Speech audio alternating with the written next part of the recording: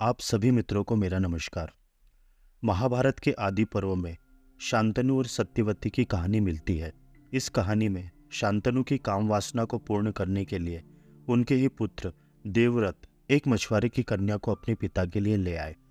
शांतनु और सत्यवती की कहानी सबसे महत्वपूर्ण कहानियों में से एक है। यह कहानी एक राजा और एक मछुआरे की कन्या की कहानी है। यह कहानी महाभारत की महत्वपूर्ण कहानी है क्योंकि यहीं से महाभारत के मुख्य पात्र भीष्म पितामह का जन्म होता है। देवव्रत अपने पिता के लिए एक मछुआरे की ही कन्या क्यों ले आए? वह चाहते तो किसी राज्य की राजकुमारी को भी ला सकते थे। उन्होंने ऐसा क्यों किया? चलिए जानते हैं इस कहानी को। यह बहुत ही रोचक और अत्यंत ज्ञानवर्धक कहानी है और आप सभी जानते हैं और मैं पहले भी बता चुका हूँ कि महाभारत का वेदव्यास जी ने वाचन किया है और यह भगवान श्री गणेश द्वारा लिखित है। इस कहानी को अंत तक आप ध्यान से सुनेंगे तो मैं आपको विश्वास दिलाता हूँ कि आपको अवश्य ही पुण्य फल की प्राप्ति होगी। इसलिए आपसे निवेदन है कि इस कहानी को बीच में न छोड़ें। आइए इस कहानी को विस्तार से जानते हैं। जब देवी गंगा अपने पुत्र देवव्रत को राजा शांतनु को सौंपकर अंतर्ध्यान हो गई, तब शांतनु अपने पुत्र देवव्रत को लेकर अपनी राजधानी में लौट आए और शीघ्र ही उसे युवराज पद पर अभिषिक्त कर दिया। वैसे तो राजा शांतनु को अपने गुणवान पुत्र देवव्रत के साथ आनंद पूर्वक रहते हुए 4 साल व्यतीत हो चुके थे, लेकिन 4 सालों में अब राजा शांतनु प्रचंड कामाग्नि से जल रहे थे। देवव्रत अपने पिता की यह हालत देख एक दिन बड़े बूढ़े क्षत्रियों को लेकर मछुआरे की कन्या के निवास स्थान की ओर चल निकले और वहां जाकर अपने पिता के लिए स्वयं ही कन्या मांग ली। मछुआरे ने देवव्रत का बड़ा स्वागत सत्कार किया और भरी सभा में कहा, भरतवंश शिरोमणे, राशि शांतनु की वंश रक्षा के लिए आप अकेले ही पर्याप्त हैं। फिर भी ऐसा प्रस्ताव टूट जाने पर स्वयं इंद्र को भी पश्चाताप करना पड़ेगा। परंतु इस विवाह संबंध में एक दोष है, वह यह कि सत्यवती के पुत्र के शत्रु आप स्वयं ही होंगे, क्योंकि मैं यह चाहता हूँ कि सत्यवती की गर्भ से जो पुत्र उत्पन्न हो वही राजा बने। युवराज जिसके आप ही शत्रु हो जाएंगे, यही सोचकर मैं आपका यह प्रस्ताव अस्वीकार करता हूँ। गंगानंदन देवव्रत ने मछुआरे की बात सुनकर क्षत्रियों के समाज में अपने पिता का मनोरथ पूर्ण करने के लिए प्रतिज्ञा की और मछुआरे से कहा, निषाद राज, मैं शपथ पूर्वक यह सत्य प्रतिज्ञा करता हूँ कि इसके गर्भ से जो पुत्र उत्पन्न होगा वही हमारा राजा होगा। मेरी यह कठोर प्रतिज्ञा अभूतपूर्व है और आगे शायद ही ऐसी कोई प्रतिज्ञा करे। निषादराज अभी और कुछ चाहता था। उसने कहा, युवराज, आपने सत्यवती के लिए जो प्रतिज्ञा की है वह आपके अनुरूप ही है। इसके संबंध में मुझे कोई संदेह भी नहीं है। मेरे मन में एक संदेह अवश्य है कि शायद आपका पुत्र सत्यवती के पुत्र से राज्य छीन ले। देवव्रत ने निषाद राज का आशय समझकर क्षत्रियों की भरी सभा में कहा, क्षत्रियों, मैंने अपने पिता के लिए राज्य का परित्याग तो पहले ही कर दिया है। अब संतान के लिए आज ही निश्चय कर रहा हूँ। निषाद राज, आज से मेरा अखंड ब्रह्मचर्य होगा। संतान न होने पर भी मुझे अक्षय लोकों की प्राप्ति होगी। देवव्रत की यह कठोर प्रतिज्ञा सुनकर निषाद राज के शरीर में रोमांच हो आया। उसने कहा, मैं कन्या देता हूँ। उसी समय आकाश से देवता, ऋषि और अप्सराएं देवव्रत पर पुष्पों की वर्षा करने लगी और सबने कहा, यह भीष्म है, इसका नाम भीष्म होना चाहिए। इसके बाद देवव्रत भीष्म सत्यवती को रथ पर चढ़ाकर हस्तिनापुर ले आए और अपने पिता को सौंप दिया। देवव्रत की इस भीषण प्रतिज्ञा की प्रशंसा सब लोग इकट्ठे होकर करने लगे।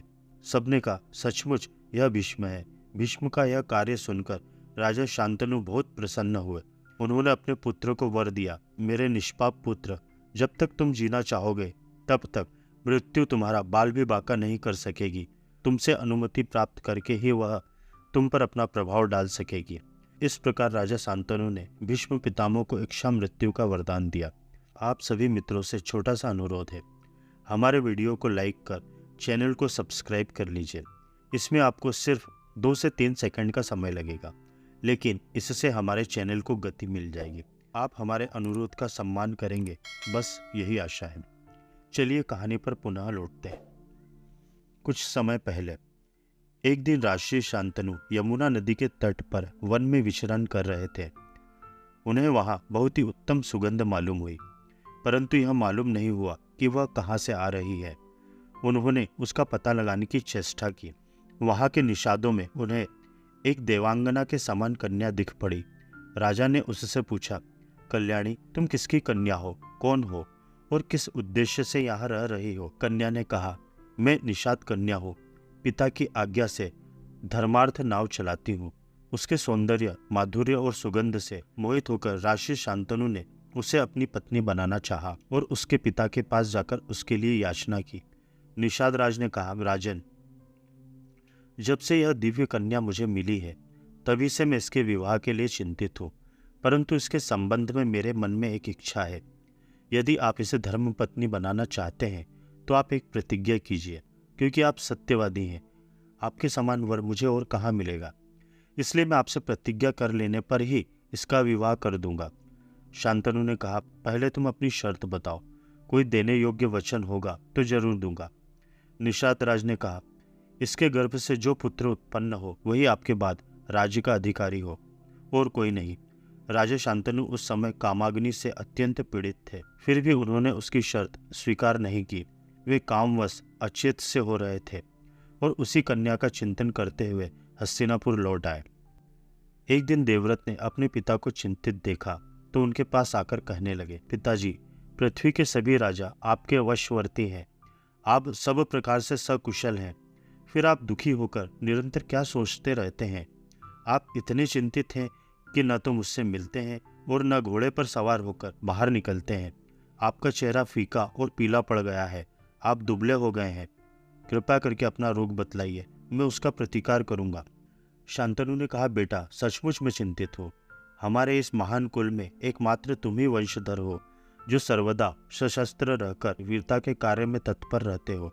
जगत में निरंतर ही लोग मरते मिटते रहते हैं, यह देखकर मैं बहुत चिंतित रहता हूँ। भगवान न करे ऐसा हो, परंतु यदि तुम पर विपत्ति आई तो हमारे वंश का ही नाश हो जाएगा। अवश्य ही अकेले तुम सैकड़ों पुत्रों से श्रेष्ठ हो और मैं व्यर्थ में बहुत से विवाह भी नहीं करना चाहता। फिर भी वंश परंपरा की रक्षा के लिए चिंता तो है ही। गंगानंदन देवव्रत ने अपनी अलौकिक मेधा से सब कुछ सोच विचार लिया और वृद्ध मंत्री से पूछकर ठीक ठीक कारण और मछुआरे की शर्त जान ली। तब देवव्रत भीष्म मछुआरे की कन्या का हाथ मांगने के लिए बड़े बूढ़े क्षत्रियों के साथ मछुआरे के निवास स्थान पर पहुंचे। धन्यवाद।